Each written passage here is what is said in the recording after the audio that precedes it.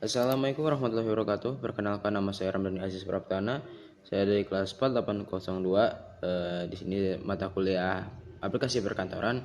Di sini saya ingin menjelaskan yaitu masa depan di pekerjaan di era AI. Bisa jadi peluang atau ancaman.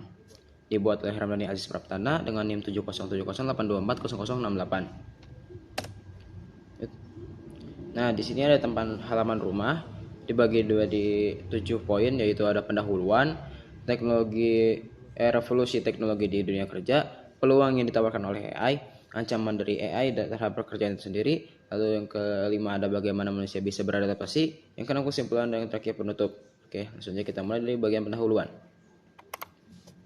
Nah, di bagian di sini itu ada penjelasan singkat tentang AI atau Artificial Intelligence adalah teknologi yang memungkinkan mesin menjalankan tugas yang memerlukan kecerdasan manusia seperti belajar, berpikir, dan membuat keputusan sendiri. Apa sih yang membuat faktor pendorong AI ini ramai? Itu ada big data atau data besar, melimpahnya data untuk pelatihan AI. Yang kedua ada kemajuan teknologi seperti kapasitas komputasi yang tinggi dan algoritma yang canggih. Nah, lalu ada peluang, ada ancaman dan peluang. Nah, di sini ancamannya yaitu pengangguran teknologi, privasi data, dan bias algoritma, dan potensi penyalahgunaan oleh AI itu sendiri. Lalu peluangnya dari AI yang memberikan kepada kita itu ada otomasi, dan kedua inovasi kesehatan, efisiensi, sosialisasi global, dan ekonomi baru. Oke, kita balik dulu ke home. Lanjut ke poin kedua, yaitu revolusi teknologi di dunia kerja. Singkatnya, AI atau Artificial Intelligence adalah teknologi yang merupakan mesin menjalankan tugas yang memerlukan kecerdasan manusia, seperti yang tadilah saya jelaskan. Nah, di sini ada timelinenya singkat tentang perkembangan AI.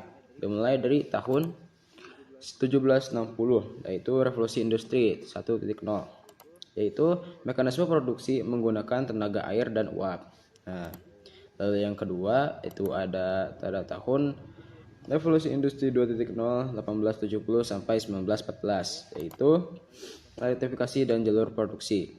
Lalu timeline yang ketiga ada revolusi industri tahun 3.0 tahun 1960 sampai 1990-an, yaitu otomisasi dan komputerisasi. Nah, ini udah ada zaman-zamannya komputer. Lalu yang keempat yaitu industri dari tahun 1991 sampai sekarang. Nah, apa sih itu? Digitalisasi, konektivitas internet, dan kecerdasan buatan atau AI sendiri. Nah, oke.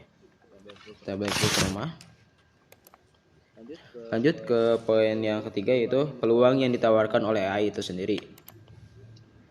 Nah, peluang yang ditawarkan oleh AI itu sendiri yaitu ada industri manufaktur, yaitu contohnya predictive maintenance. AI digunakan untuk memantau kondisi mesin secara real time dan memprediksi kapan perbaikan diperlukan. Hal ini mencegah kerusakan mendadak dan mengurangi waktu henti produksi. Hasilnya peningkatan efisiensi hingga 20-30%. Nah, ini tuh bisa membantu peternak atau petani dalam memanen atau menanam tanamannya, karena AI sendiri itu adalah robot ya, jadi tidak seperti manusia yang butuh istirahat, tapi dia bisa bekerja secara 24 jam penuh gitu. Lalu yang kedua ada machine learning engine, yaitu tugasnya merancang, membangun, dan mengoptimalisasikan algoritma pembelajaran mesin atau ML. Nah, balik dulu kita ke ancaman dari AI itu terhadap pekerjaannya yang sekarang kita gitu ya.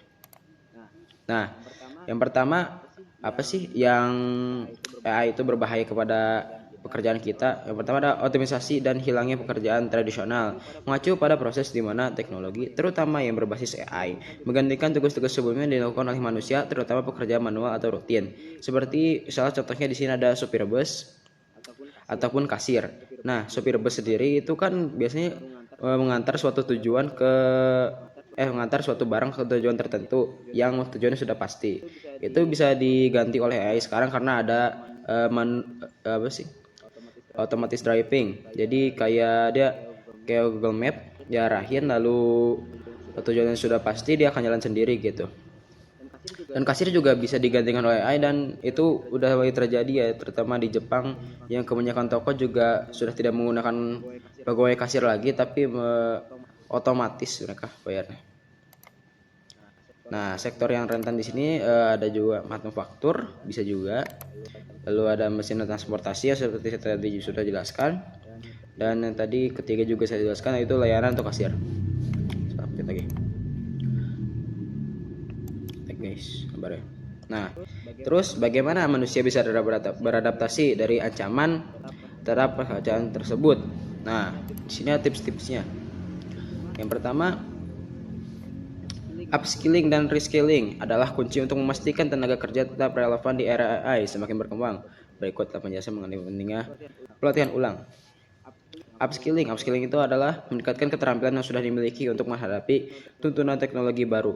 Nah, di sini kalau misalkan kalian mempunyai keahlian khusus dalam suatu bidang, kalian tinggal tekunin saja.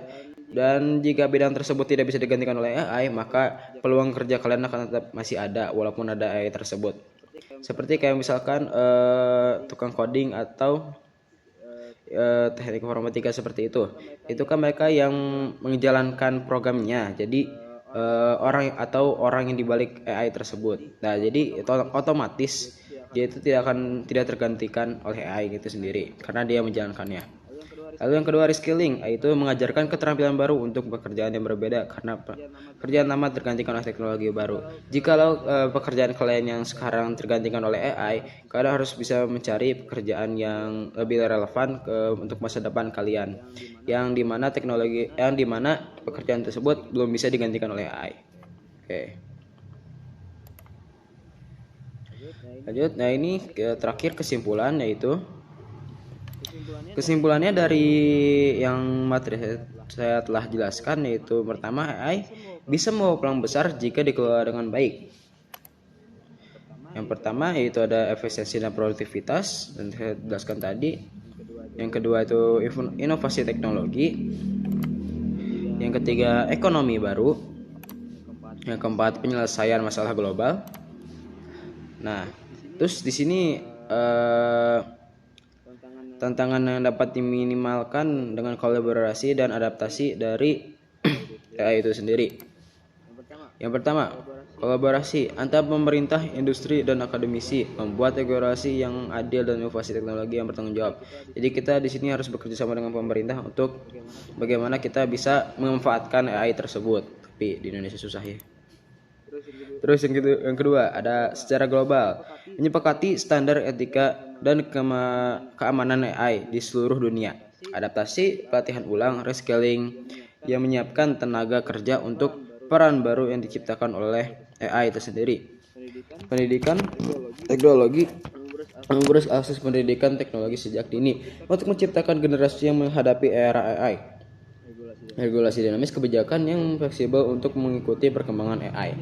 Jadi kesimpulannya AI itu sendiri bisa membawa dampak negatif dan juga dampak positif kepada diri kita sendiri. Jikalau kita bisa menggunakan AI tersebut dengan baik, maka kita akan bisa menggunakannya untuk diri kita lebih produktif.